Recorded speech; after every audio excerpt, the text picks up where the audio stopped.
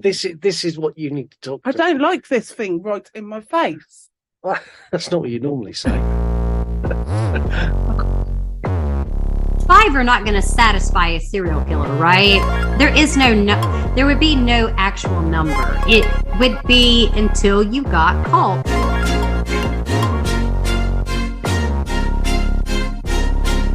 We are not like other shows. I don't want to be rude, but I'm going to be rude because you know how I am. Wasn't a very pleasant looking woman. I'm not trying to be a bitch, but just saying. She was not a high class lady of the night. I know, it looked like some shit that you did in Kitty Corral school. Like, what? Fucking awful. Of course, he knows where she's buried, and it wasn't long after that. Like, he's like, I'm digging this bitch up. I need her vulva. And in 2003, Nancy filed for divorce and issued a restraining order. You want to smoke or vape? Even vaping is not allowed in the facility. You have to go outside. A whole new level of horrific. There was much you could do to change it, to be honest. Hello, welcome to the You Run Podcast True Crime. My name is Scott. That was right in my ear. Lisa's a little bit on edge tonight because there seems to be lots of gunfire outside. What sounds like gunfire? Yeah, sounds like gunfire. I wasn't expecting you to shout in my ear. We are, if you've not listened before, we are a true crime podcast. We're an interactive true crime podcast. You choose the cases, you give your opinions and your facts too. You can vote on our next case on Instagram, and that's at You Run Podcast, and we release the poll on the 3rd of each month. This month you won't be able to do that, as up next is a listener request, but we're going to tell you about that at the end of the show. How the episodes works is we give you a run through of the case, not in a normal kind of Wikipedia, and then he entered the bedroom. Not like that. We treat you like intelligent human beings. We also scatter in opinions, and sometimes these can be fairly hot takes. So don't be surprised if we say something that's going to be not what you expect.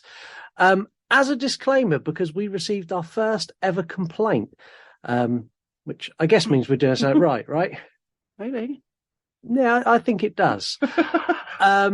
We received a complaint that we did not put a disclaimer at the beginning of our Jeffrey Dahmer episode to explain that there would be details of gruesome crimes contained within it.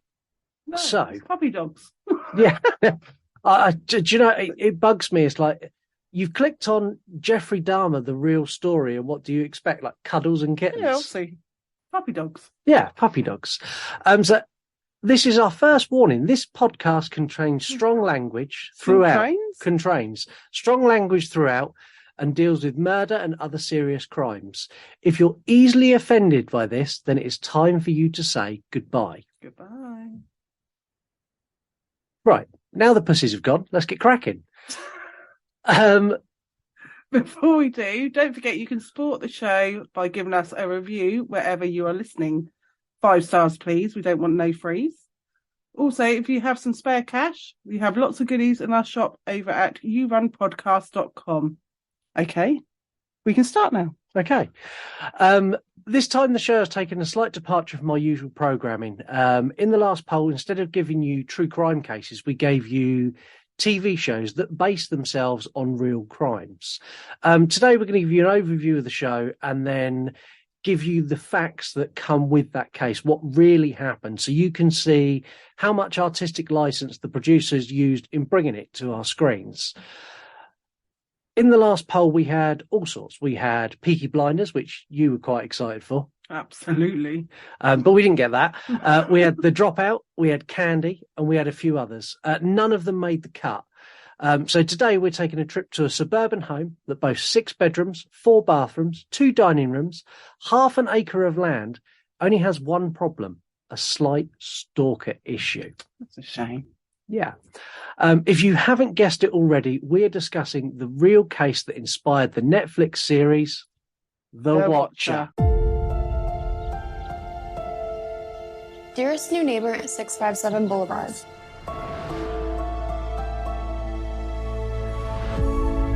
Allow me to welcome you to the neighborhood. Do you know the history of the house? I've been put in charge of watching you. This message will not be the last. I am the Watcher. Guess mine is not the first heartbroken. Your house is my obsession. And now you are too. My eyes are not the first to cry. Who am I? It might not frighten you yet, but it will. The first to know there's just no getting over you. Give the house what it wants. Young blood. Hopelessly devoted. Can you keep us safe?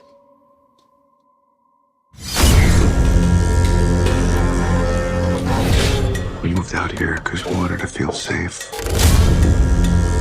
And the opposite's happening. Never felt more unsafe in my life. I don't think you're in danger. This is just a prank. It's not a prank. You need to sell. Do. I'm still watching, and I would be very afraid if I were you. Every time I go over it in my head, I land on somebody else. We could have been friends. I got my eye on you. If you care about your family, you are going to get out of that house.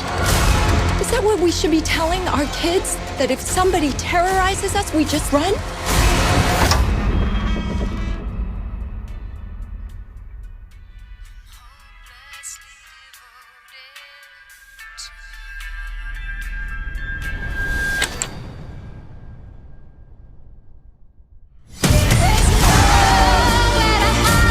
I will never stop watching. Something's about to happen. The whole world knows what's going on at your house!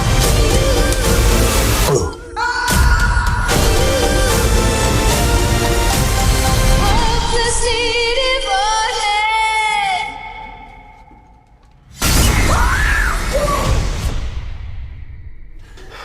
Who are you?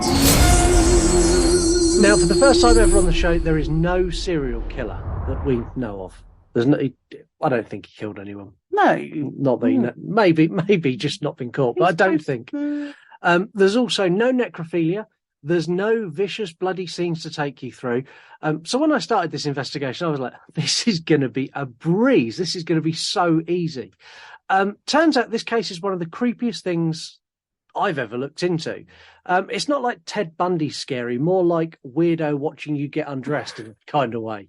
You every night. Yeah, exactly how you. Is that how you feel every night? Yeah, okay. I don't know how many other couples do this, but we've got a thing where I'll jump in bed, Lisa gets in bed after me, and I sit there like some sort of Perv. Yeah, exactly that.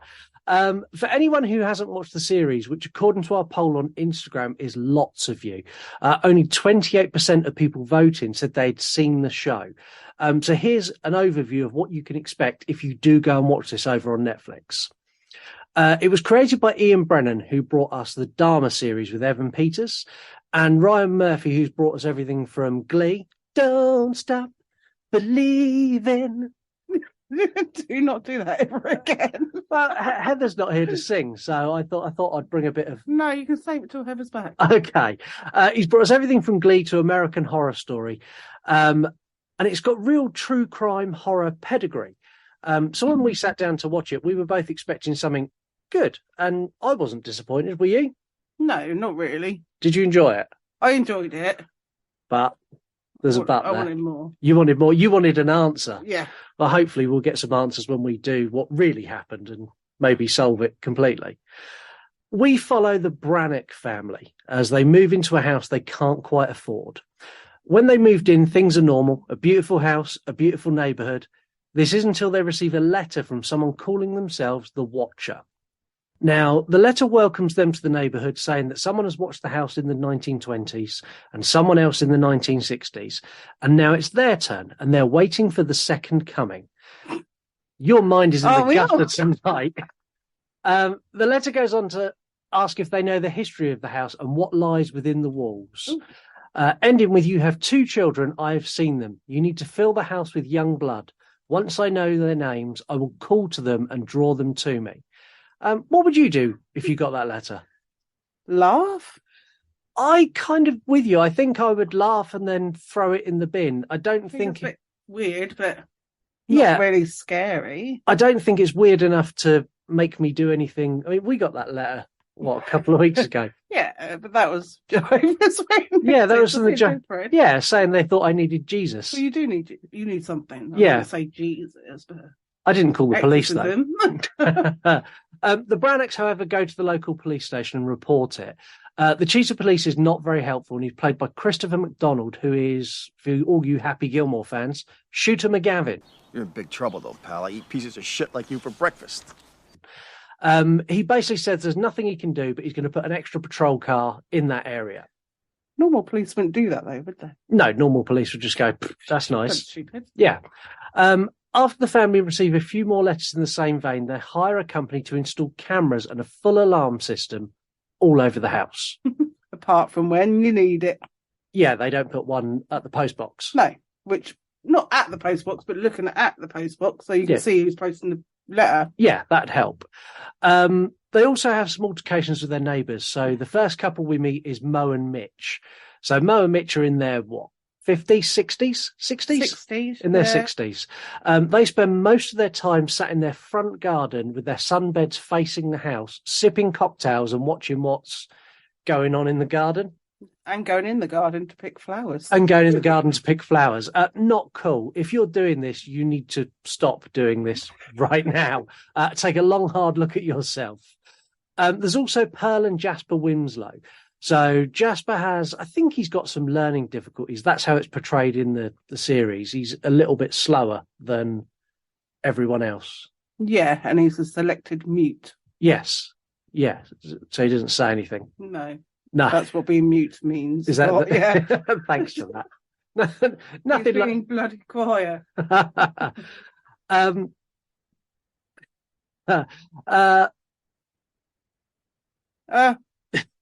Hold on. He's got learning difficulties. He has, and you've turned me into a mute. You've completely knocked me off my stride. There's a point where he gets into the house, and this leads to the dad slinging him out. I think I probably would have punched someone if I found them in my house and my kids were there. Drag him out and downstairs, but I don't think necessarily punching him. I think punch would be my first. I know that's not right. Violence is not the answer, but I think violence would be what would happen. Pearl is Jasper's sister, and she's also the head of the Historical Preservation Society. You know the type. You can't change anything because it's old. It has historic importance. I hate this kind of people. Like, yes, Karen, it's got historical value, but the window fucking leaks. It needs replacing. As the series progresses, the Brannocks, on the advice of the chief of police, hire an investigator to look into the letters. Now, I find this weird. It's like, I can't do my job, so you need to hire someone who can do it better than me.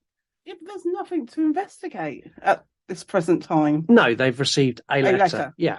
The private eye finds out the previous owner received letters. Also, the previous owner meets with the dad, accusing Mitch and Mo of being baby slaughtering devil worshippers. Now, he says that they used to babysit his 3-year-old, and his 3-year-old told him that he saw them all in robes killing a baby. I'm telling you that because this is kind of how wafer thin the evidence is that the dad then takes as like gospel. It's so bizarre. If someone told me that, I'd be like, and your son was 3. Because we've got young kids, and our young kids are like, Jack believes I'm Batman. No, he just plays along with you so you feel good about yourself. I am Batman. He also eventually tells them that he sold the house to an LLC.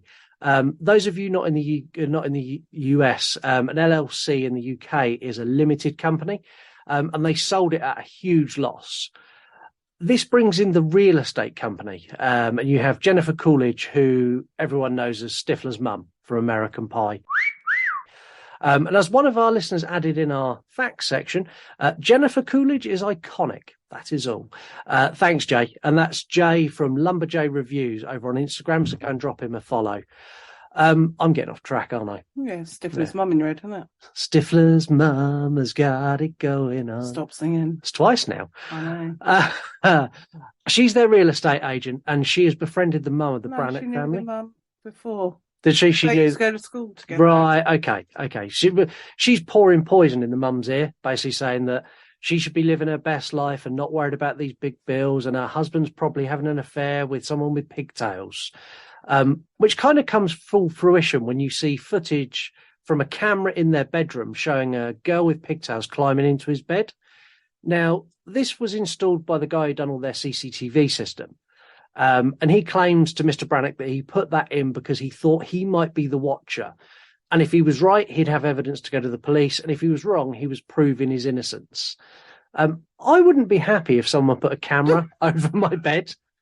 I just think it's weird. What, you snoring? Yeah. The CCTV guy is also dating the daughter of the family. And it's a whole thing that, if I'm honest, just leads nowhere. It doesn't really do anything. Yeah. It all gets confusing, and it's a real kind of whodunit. The dad gets angrier and angrier, accusing everyone from the neighbours to the CCTV guy to the chief of police to the real estate agent, who at one point we find out they're dating. And it's after the dad and the mum both confront Shooter McGavin and Stifler's mum when they're having a meal together, that their contractors find a tunnel in the basement. Yes. The Brannocks enter the tunnel to go and explore, and they spot someone, and they chase him through the long winding tunnels and lose him, ending up at a dead end. No, there wasn't a dead end. It was a door. It was a door, well, they couldn't get through. No, they went through a door, but it didn't have a handle this side. It only had a handle the other side. Oh, okay. So they couldn't open it. Yeah, so it's still a dead end. No, it's not a dead end. A dead end leads nowhere. It's a door. You just can't open the door. Which they can't get through. Okay. I think if I found someone running around in tunnels under my basement, I'd be on the edge of selling this now. Yeah, I wouldn't be there. I don't think I'd be there. The next day they head back to Shooter McGavin and ask for his help, and he basically laughs them out the door. They threaten to go to the FBI, to which he replies, "Oh, okay, which office? I play golf with those guys." He basically says that you're on your own, and adds that when he gets back from his golfing trip this weekend, he's going to pursue them for filing false police reports. I'm not going to lie, this show goes so far in accusing everyone that I thought this whole thing was made up. I thought it was one of these things where it's like based on true events, and the true events were a family owned a home in a town and they had neighbours. I thought that's as far as the true events went. The show draws to a conclusion, and the private eye finds another suspect for them to go after. This is a local school teacher. Now they have no police support. They decide to corner him in a supermarket. Yeah, cost him. It's really weird. They like, there's this whole thing where he's shopping with his wife, and they kind of like split down each end of the aisle so they can block him off with trolleys. And they accuse him of being the watcher. The reason they accuse him is because they found out that he gets his students to write something called an ode to a house. And he used to play in the house when he was little. Yeah, and he played in the house when he was little. So an ode to a house is basically a love letter to the building. It's weird. Yeah, very strange. Whatever turns you on, but some people are like that. Yeah, caressing walls and caressing walls. Yeah, maybe if it's hug a wall. No, don't hug a tree. Hug a wall. Yeah. To wrap this up, as I want to talk about what really happened, they sell the house to an LLC who turns out to be Stifler's mum. When she buys it, that first night she's confronted by the watcher rising from a secret compartment underneath the stairs, runs away from the house, and within 48 hours sells it at another loss. There is lots that didn't make sense in this series. Why didn't you cover the postbox with a camera? Why accuse everybody and create this big shitstorm that lowers the value of your house?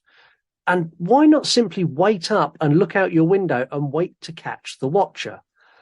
Because I'm not staying up for 24 hours a day. Oh, I would. No, you wouldn't. No, I'll just point the camera at it and check it in the morning. Let's separate the fact from the fiction. I'd also like to point out this is an active case. So this is a live case now. So watcher, if you are listening, feel free to call the show. Yes, the watcher It's really easy to call the show. Head to yourunpodcast.com and click on record us a message. Or you can send us a voice note DM on Instagram. Or if you're part of the TikTok community, you can record a video without music and tag us. Any messages received in this way will be played on the air, and that goes for the watcher or any of you listening. Request a case, pass comment on a case we have already done, or just call to say hi. Terms and conditions apply. They don't really. I just sound like one of those people. You did go a little bit that way. Your credit score may be affected. Do not keep up with payments on this purchase. Your credit score will be affected if you do not call into the show. So the watcher, if you are listening, we're waiting for your call. Before we go into all the facts, there are lots of things online that suggest the whole thing was a hoax. So I asked the question on a poll on Instagram, and 88% of you say the watcher is a real stalker. And I'm surprised. I thought this number was going to be a lot lower. Really? Yeah, I didn't think many people would buy into this. No, it's weird enough to be true. I suppose so. I didn't. Who would make up someone right into a house and... Yeah, it's a bit strange. Yeah. Far-fetched to make up. The real case starts with Maria and Derek Broders purchasing 657 Boulevard in Westfield, New Jersey in early summer. The couple partially moved in with their 3 children aged 5, 8 and 10. Now, Maria was born and raised in Westfield, and it was her dream to own a large house to raise their children. Derek had risen through the ranks of an insurance company to a point where they could afford a $1.3 million home. Just about. It was at the top end. Yeah. At some point in June, Derek had spent the day painting some rooms in the house when he went to collect the mail from the postbox. I still find it strange. Anyone listening in the US, in the UK, we don't have postbox at the end of our drive or at the end of our sort of garden. We have a letterbox in our door. So people just come along and they post the letter through the door, and then it's in my house. Yes.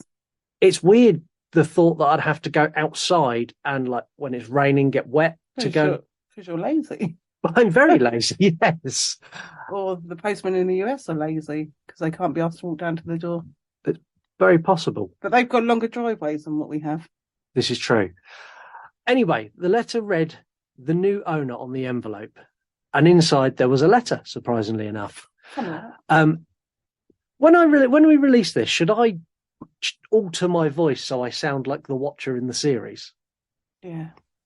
Dear residents of 657 Boulevard. Yeah, okay. All right, we'll do that. Dear nearest neighbour at 657 Boulevard, allow me to welcome you to the neighbourhood. How did you end up here? Did 657 Boulevard call to you with its force from within? 657 Boulevard has been the subject of my family for decades. Now, as it approaches its 110th birthday, I have been put in charge of watching and waiting for its second coming. My grandfather watched the house in the 1920s, and my father watched in the 1960s. It is now my time. Do you know the history of the house? Do you know what lies within the walls of 657 Boulevard? Why are you here? I will find out. I see already you have flooded 657 Boulevard with contractors so that you can destroy the house as it was supposed to be. Bad move. You don't want to make 657 Boulevard unhappy. You have children. I have seen them. So far, I think there are 3 that I have counted. More on the way? I asked the woods to bring me young blood, and it looks like they listened. Do you need to fill the house with young blood, I requested? Better for me. Was your old house too small for your growing family, or was it greed to bring me your children? Once I know their names, I will call to them and draw them to me. Who am I? There are hundreds and hundreds of cars that drive by 657 Boulevard each day. Maybe I am in one. Look at the windows you can see from 657 Boulevard. Maybe I am in one. Look out of any of the many windows in 657 Boulevard at all the people who stroll by each day. Maybe I am one. Welcome, my friends. Welcome. Let the party begin. The Watcher. So now you've heard the full letter, the actual letter that was sent. Would you respond to that differently than the one that you would have done in the show? No, probably not. Would you still be laugh and Whatever. throw it in the bit? That's creepier than the one they It is creepier, but it's still nothing scary other than the fact that he knows their children. Yeah, knows that they've got kids. I asked our listeners how they would respond. The 80s horror lover, catch the arsehole myself. Eric 82, park my car elsewhere and leave the house in dark at night and then lay in wait for them. Yeah. Leprechaun 81, as our horror movie review listeners know him, Imitation Dave, he would set a trap. So everyone's kind of on the same wavelength here. It's like, wait up, catch him. Find him and deal with it yourself. Yeah. And finally, Lumberjay Reviews waded in with what I feel is probably the most sensible idea. I'd move, because they only seem to target the homeowner. That's a big step, isn't it? I suppose. One letter. Yeah, pack up and leave. What would you do, everyone listening at home? I'd like to know what you would do. Drop me a message on Instagram or call into the show and let me know.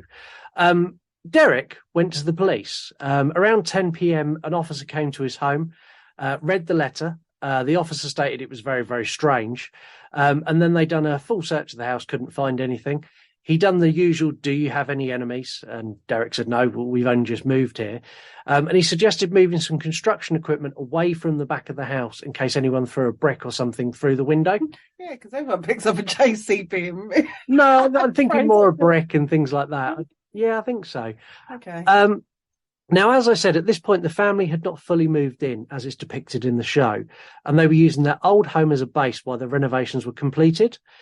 When Derek got home, him and his wife spoke about the letter he'd got and the fact he'd had the police out, and they decided to send an email to the former homeowners, which is John and Andrea Woods.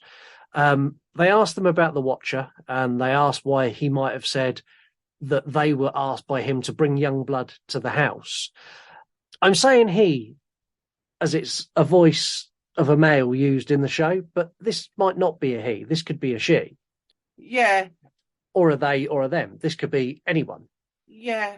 But writing letters, I think, is more of a woman's thing, isn't it? Than a man's thing. Yeah, I mean, if I wrote a letter, no one would be able to read it. No, that's true.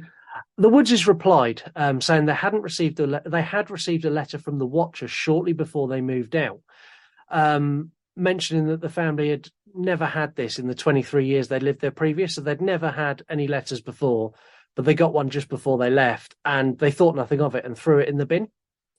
The next day, the Woodses went with Maria to the police station and filed a report with Detective Leonardo Lugo, who advised them not to discuss it with anyone, especially the neighbours, as they were now all suspects in his investigation.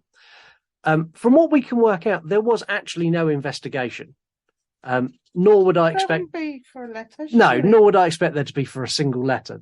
The police just aren't interested. They're a bit busy. The renovation continued, and Derek gave a tour to a few neighbours, and he was shocked when he heard one of them use the phrase, "It'll be nice to have some young blood in the neighbourhood." This, from what I could find out, was never reported to police until much later. Their contractor also had some strange things happening, so he put his signs out to say, I don't know, John Smith contractor, and hammered them into the lawn. The following day he'd come in and they were ripped out of the lawn and thrown across the garden. And this happened several times. After this, things settled down for a couple of weeks until Maria popped in and found another letter in the mailbox. This time it was addressed to the couple directly. Mr. and Mrs. Braddis, welcome again to your new home at 657 Boulevard. The workers have been busy, and I have been watching you unload carloads of your belongings. The dumpster is a nice touch. Have they found what's in the walls yet? In time they will. I am pleased to know your names now, and the names of the young blood you have brought to me. You certainly say their names often. The letter identifies the children as well by name, but obviously that's not released to the public because they're kids, so that information's not out in the world. He goes on to ask, is she the artist of the family? And this is a daughter who spends lots of her time drawing in the porch area. 657 Boulevard is anxious for you to move in. It has been years and years since young blood ruled the hallways of the house. Have you found the secrets it holds yet? Will the young blood play in the basement, or are they too afraid to go down there alone? I would be very afraid if I were them. It is far away from the rest of the house. If you were upstairs, you would never hear them scream. Will they sleep in the attic, or will you all sleep on the second floor? Who has the bedroom facing the street? I'll know as soon as you move in. It will help me know who's in which bedroom. Then I can plan better. All of the windows and doors of 657 Boulevard allow me to watch you and track you as you move through the house. Who am I?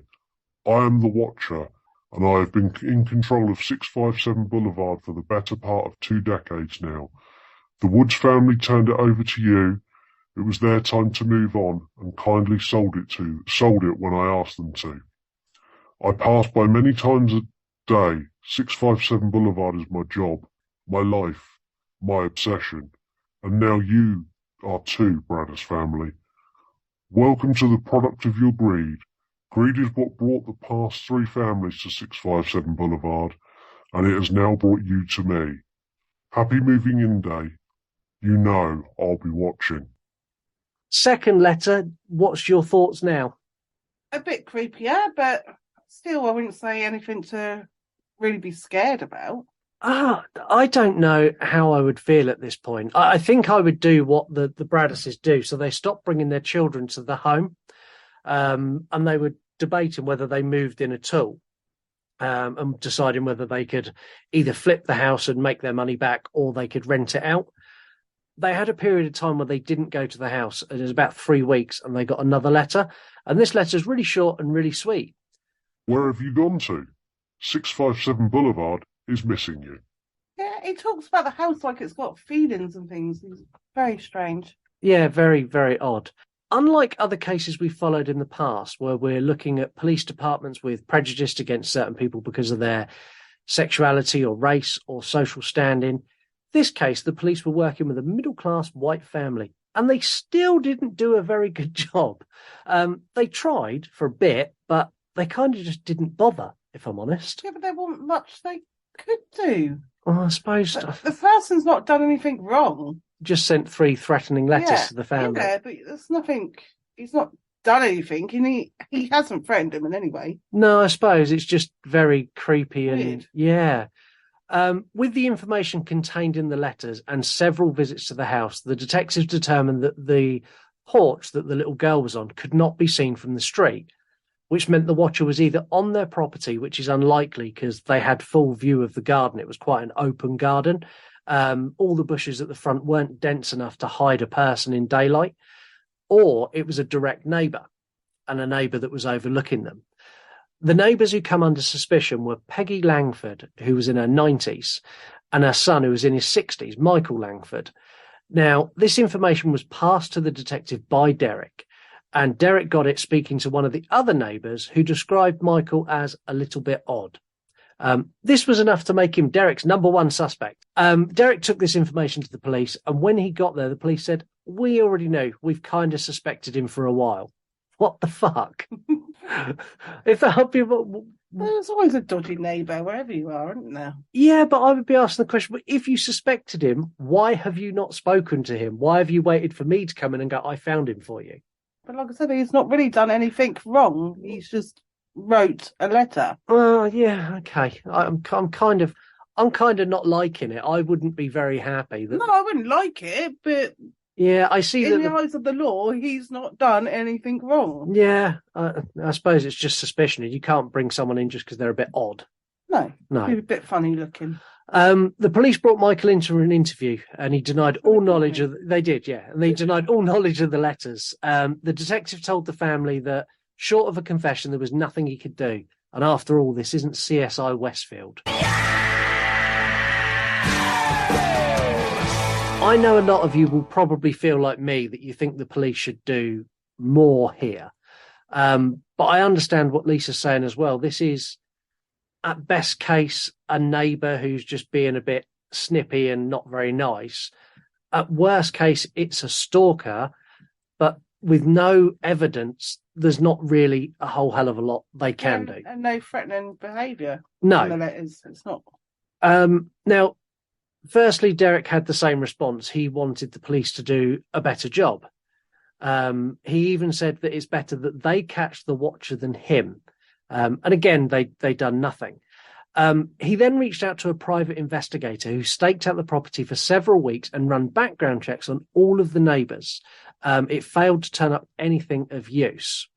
Not to be deterred, Derek then employed a former FBI agent, Robert Lenham, to conduct a threat level assessment on their situation. So this is where they profile the letters and they work out if there's a credible threat or if it's just someone who's writing letters. Lenham determined that he didn't believe the watcher would act on their threats, and based on the handwriting analysis, he concluded, and this is his words, a less macho-type person, or possibly even a female, was writing the letters. He also worked out that the watcher had a hatred for the rich and changes to the existing building, which made him advise the family to look at former housekeepers or descendants of former housekeepers and away from the neighbours, as they kind of had similar wealth and similar sized properties. He thought that was unlikely. I think this would be enough for me now not to worry if the FBI person who's done the threat assessment basically said, I don't think there's a threat here. I think I'd be just a little bit more vigilant with my kids when they were outside, maybe get some blackout blinds and some curtains, but I don't think I'd be panicking as much now. No. And also, what do they think he was going to do? Like come in I think, do what? I think it's just fear for your children, isn't it? The thought of anyone, you think for us, the thought of anyone looking in on our house and looking in at our kids would drive me insane. I couldn't cope that someone was watching my children. I just wouldn't like it. No threat there, is there? No, but it's still not nice. No, it's not nice.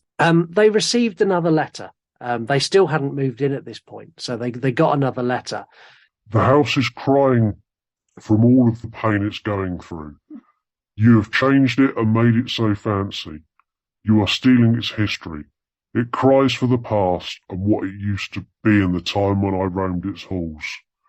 The 1960s were a good time for 657 Boulevard, when I ran from room to room imagining the life of the rich occupants there. The house was full of life then, and young blood. Then it got old, and so did my father.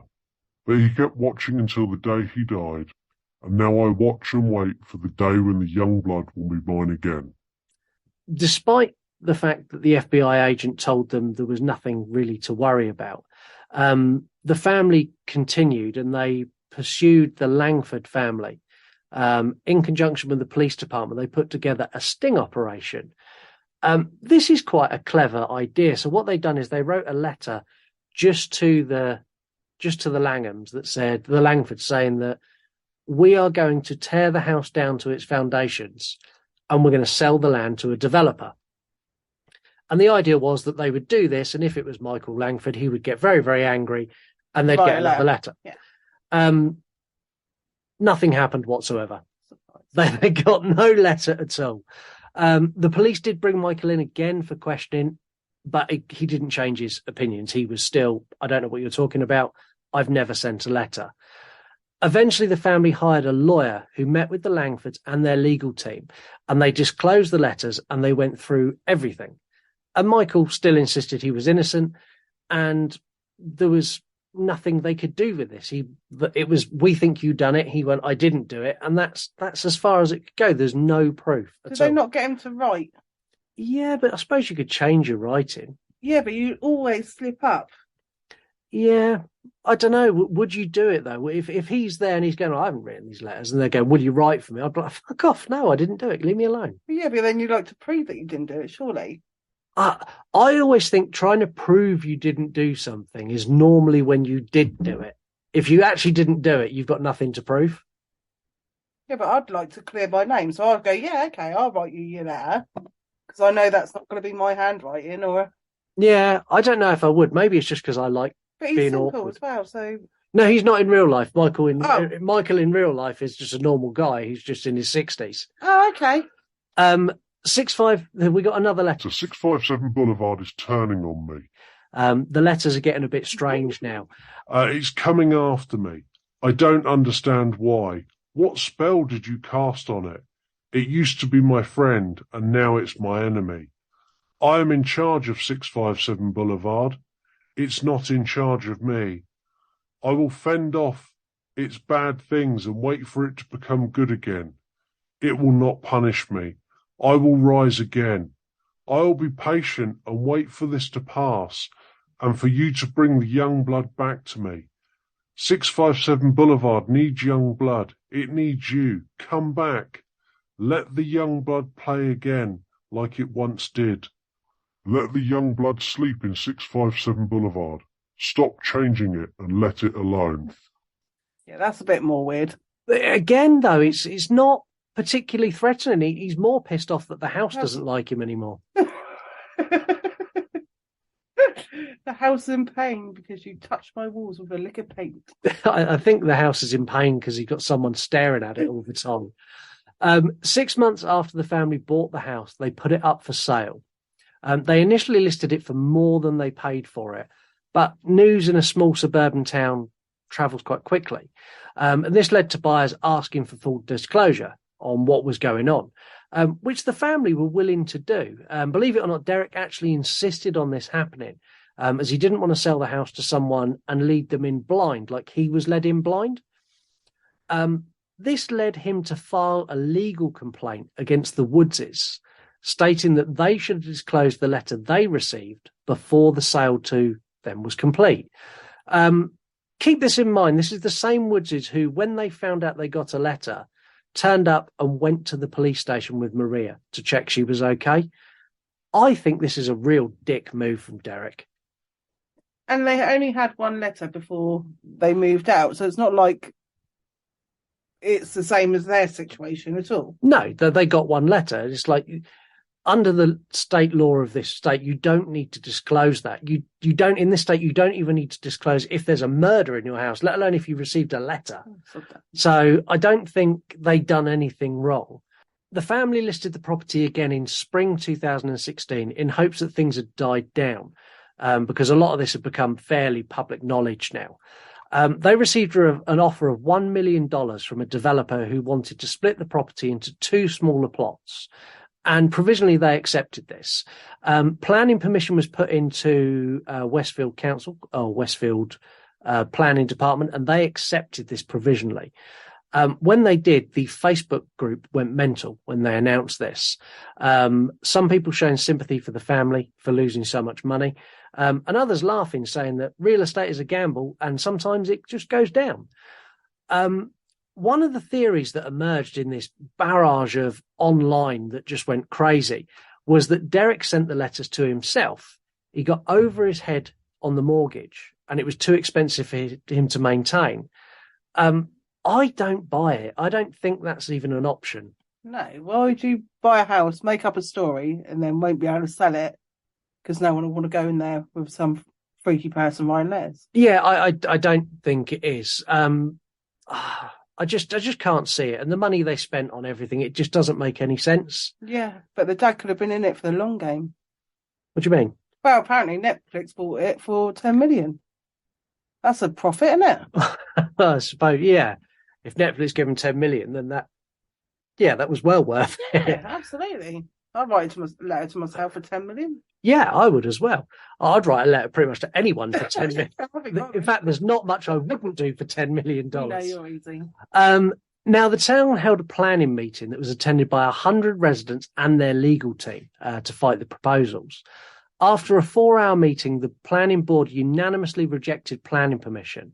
And they'd done this by picking some minor errors in the application. One of these errors was over a boundary and about 12 inches, that it wasn't in the right place and therefore it didn't comply. I think this is just the planning committee buckling under the pressure of 100 angry residents. People, yeah. You'd think this is nearly the end, but there's a little bit more for the family to endure.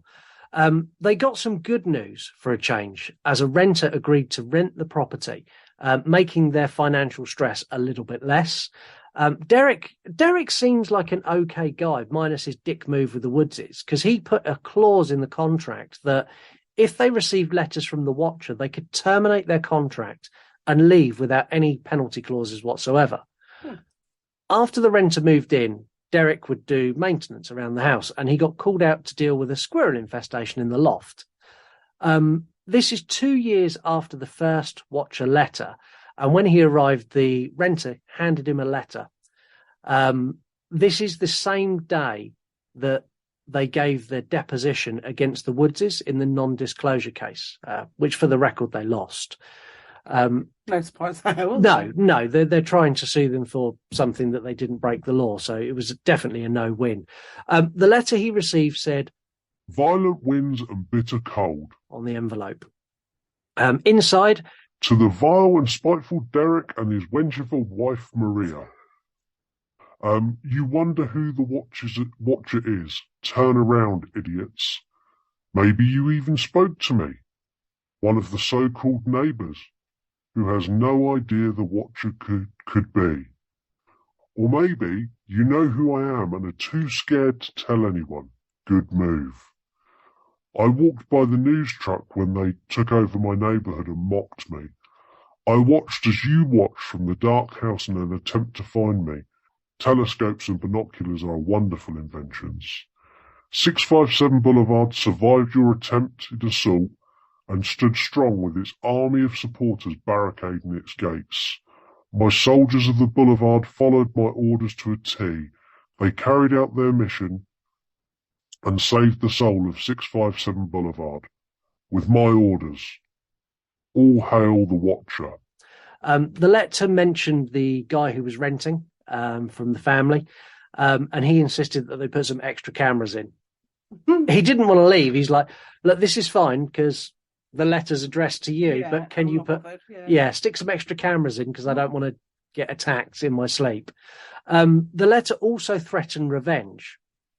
"Maybe a car accident, maybe a fire, maybe something as simple as a mild illness that never seems to go away and makes you feel sick day after day after day. Maybe the mysterious death of a pet, loved one suddenly dies, planes and cars and bicycles crash, bones break." It can cause plane crashes now. Yeah, and that is threatening.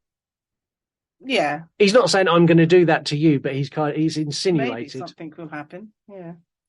The family did eventually sell the home, but not until 2019, making a whacking loss of over $400,000.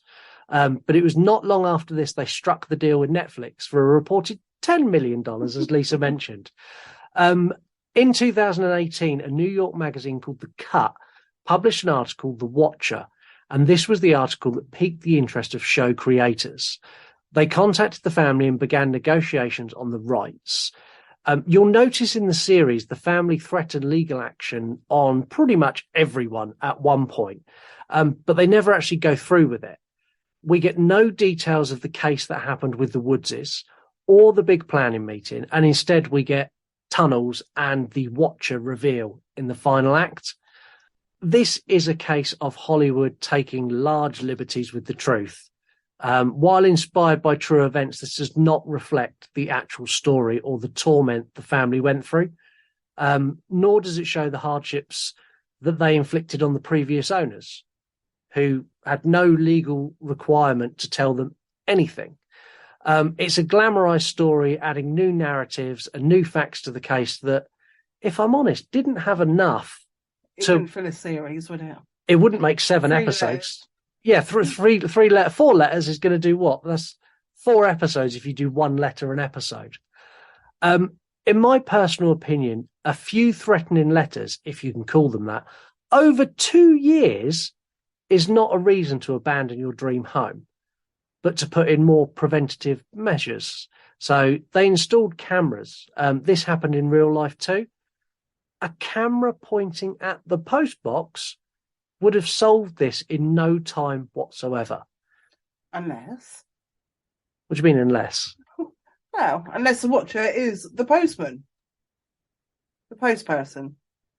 Yeah, or the post lady. Yeah, that was very politically correct there, going post person. The post person. Yeah. Yeah, I suppose that would have made it harder to track down. Well, no, it wouldn't be harder. It would be impossible, wouldn't it? Well, no, it could be the postman. If the postman puts the letter in, you bring the postman in for questioning and ask him where he got the letter. Yeah, but what if you don't know where he got the letter? Well, Someone gave it to him, someone gave it to him, someone gave it to him. No, I suppose. I do find it strange that not the police, the FBI consultant, the private investigator, none of them said Put a camera near the postbox. Or a finger trap. A finger trap would be good. I don't think you can do that. I think, in fact, I don't know in the States. Well, it's protecting your property. Yeah, if you live in the US, so I know if someone breaks into your house, you're allowed to shoot them, and that's okay.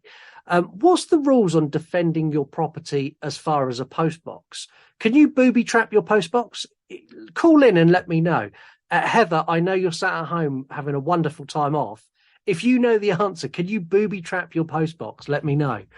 In the run up to this episode, I reached out directly to Derek, but he didn't respond to me.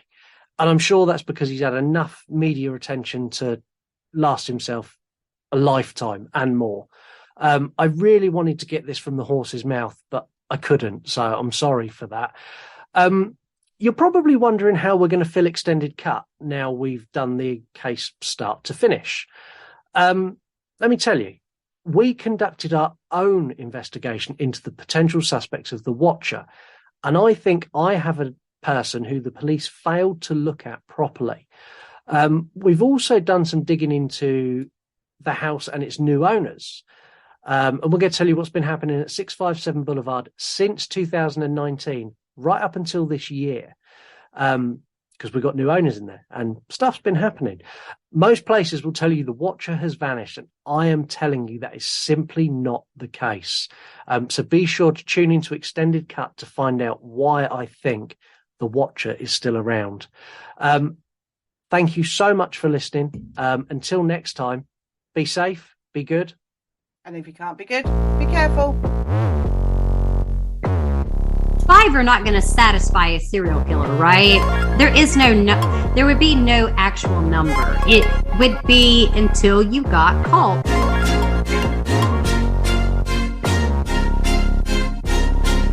We are not like other shows. I don't want to be rude, but I'm going to be rude because you know how I am. Wasn't a very pleasant looking woman. I'm not trying to be a bitch, but just saying. She was not a high class lady of the night. I know, it looked like some shit that you did in Kitty Corral school. Like, what? Fucking awful. Of course, he knows where she's buried, and it wasn't long after that. Like, he's like, I'm digging this bitch up. I need her vulva. And in 2003, Nancy filed for divorce and issued a restraining order. You want to smoke or vape? Even vaping is not allowed in the facility. You have to go outside. A whole new level of horrific. There was much you could do to change it, to be honest.